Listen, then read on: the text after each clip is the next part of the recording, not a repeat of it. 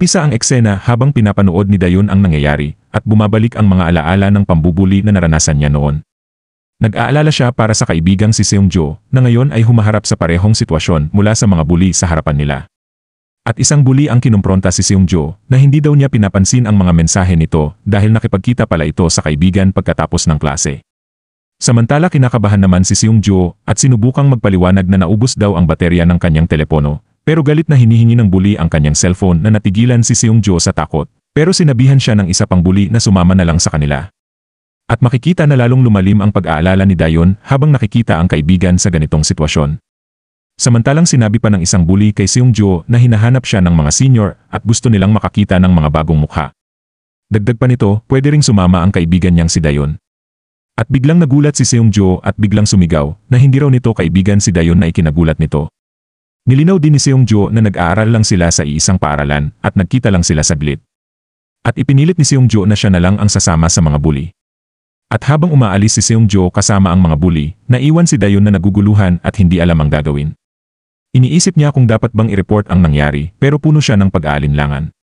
Naalala ni Dayon na noong huling beses siyang nag-report ng pambubuli, walang nangyari at lalo lang lumala ang sitwasyon.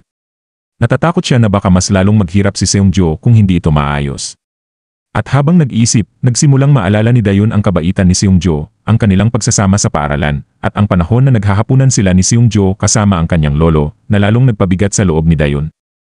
Habang nalilito si Dayon at hindi alam ang gagawin, bigla namang dumating ang kanyang mga kaibigan. Tinanong siya ni Yuna kung bakit siya mag-isa, gayong sinabi niyang may lakad siya. Agad namang napansin ni Eugene na umiiyak si Dayon na ikinabahala ng lahat. Mabilis na lumapit si Yuna kay Dayon at tinanong kung ano ang problema. At matapos ang ilang sandali at ipaliwanag ni Dayon ang nangyari kay Yuna, ikinuwento naman ito sa grupo. Sinabi ni Jaeyong na mukhang nabubuli na ang kaibigan ni Dayon. Ipinaliwanag din ni Yuna na kahit hindi nakita ni Dayon mismo ang pambubuli, parang may ganung atmosfera, at ang hitsura ng kanyang kaibigan ay katulad ng itsura ni Dayon noong nabubuli siya noon. Ipinapaliwanag ni Yuna ang hirap na naramdaman ni Dayon, lalo na't hindi niya matulungan ang kaibigan, kahit na malapit sila noong middle school. Nakita ni Dayon ang kaibigan sa mahirap na sitwasyon, pero pakiramdam niya ay wala siyang magagawa dahil nag-usap lang sila at umalis na magkakasama. At malungkot namang sumang-ayon lamang si Jaeyong doon. At habang tahimik pa rin si Dayon, dahan-dahang lumapit naman si Eugene at tinanong kung ano ang magagawa nito para kay Dayon. At pagkatapos ng isang sandaling pag-aalinlangan, malungkot na sinabi ni Dayon na hindi niya alam. Basta gusto lang daw nitong tulungan ang kanyang kaibigan. Dahil napakahirap makita para sa kanya ang pinagdadaanan ng kanyang kaibigan ang pinagdaanan nito noon. Ngumiti si Eugene kay Dayon at sinabing magsisimula siyang hanapin ang kaibigan niyang si Seungjo. Nagulat si Dayon at tinanong kung talagang tutulungan ni Eugene si Seungjo sa kanyang sitwasyon at tiwala namang tumugon si Eugene. Iminungkahi ni Sukjo na maghiwa-hiwalay sila para hanapin kung nasaan ang mga bully. Sinabi naman ni Eugene na susubukan niyang kontakin ang mga may-ari ng karaoke na kilala niya, habang si Jaeyong naman ay makikipag-ugnayan din sa ilang mga bar. Sumang-ayon ang lahat na mas mabilis nilang matatagpuan si Seungjo kung maghihiwalay sila at maghahanap ng paisa-isa, at nagsimula silang pag-usapan kung paano hahatiin ang mga lugar na hahanapin. At habang nakatingin si Dayon sa gulat habang umaalis ang kanyang kapatid at mga kaibigan para hanapin si Seungjo, lumapit si Yuna upang aliwin siya, sinabing huwag mag-alala at maghintay na lang muna sila. Sumagot si Dayon na hindi siya nag-aalala para sa sarili niya, kundi para sa sitwasyon ng kaibigan niya. Ngumiti si Yuna at sinabing, kahit para sa kaibigan niya o kahit sino pa, mukhang ayaw din ng mga kaibigan niyang makita siyang nahihirapan. Umpisa ang eksena sa isang bar, habang kinausap ng babaeng bully ang isang lalaki, tinanong kung kamusta si Seungjo. Sinabi ng lalaki na ayos naman siya at pwedeng sumikat kung mabibigyan ng konting makeover.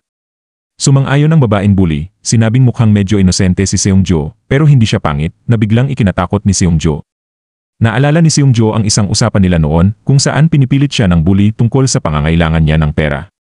At sinubukan ni Seungjo ipaliwanag na hindi niya kailangan ng pera, pero binaliwala ito ng bully, sinabing pababa ng pababa kasi ang naibibigay niyang pera sa kanila. At sinabi ng bully na kaya niya pinapakilala si Seungjo sa isang part-time job kung saan maaari siyang kumita ng maraming pera, na nagpalala ng takot ni Seungjo. Sinabi pa ng babaeng bully sa lalaki na mas magaling si Seungjo kumpara sa iba pang mga dinala nila, na lalong nagpataas ng takot ni Seungjo. Tumingin siya sa ibang mga batang babae sa kabilang panig ng bar, iniisip kung dinala rin ba sila doon ng labag sa kanilang kalooban, katulad ng nangyari sa kanya. Naisip ni Seungjo, bakit kailangan niyang kumita ng pera para lang magsaya ang mga bullying ito? Bigla siyang tumayo mula sa kanyang upuan at agad namang tinanong siya ng bully kung saan siya pupunta.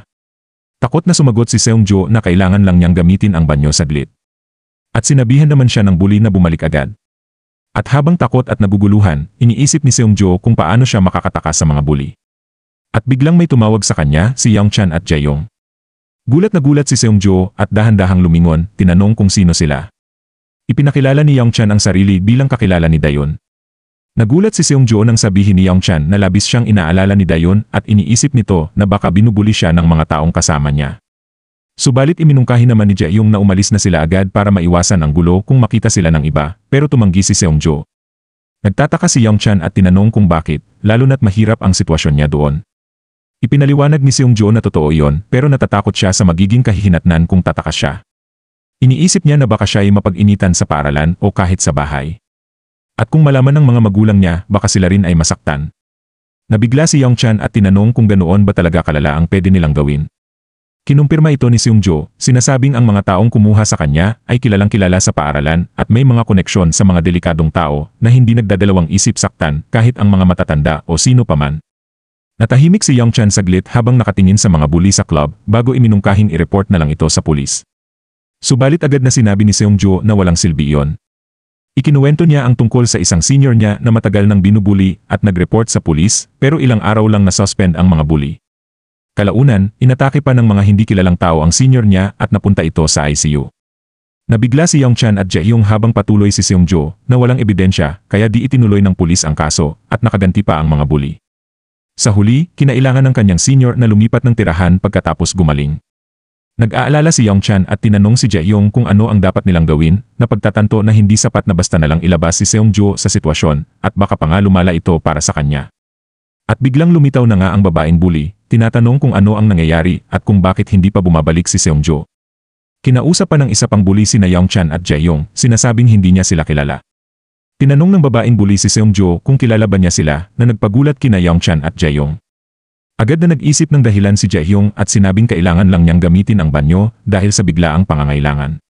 Subalit naging suspetsoso ang babaeng bully, habang ang lalaking bully ay humingi ng diretsong sagot at tinanong kung paano siya nakapasok dahil nakalak daw ang pinto. Sinabi ni Jaeyong na bukas ang pinto pero hindi naniwala ang bully at biglang umatake.